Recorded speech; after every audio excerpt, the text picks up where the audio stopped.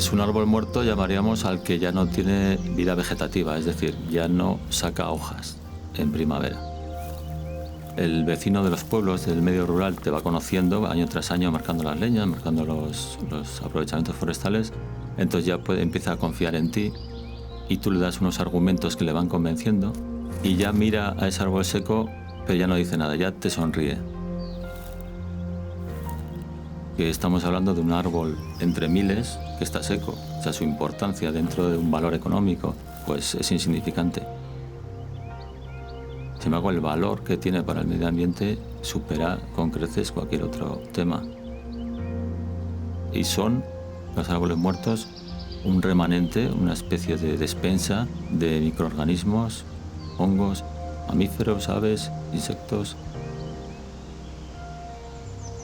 Por eso vas conquistando poco a poco la importancia del árbol seco.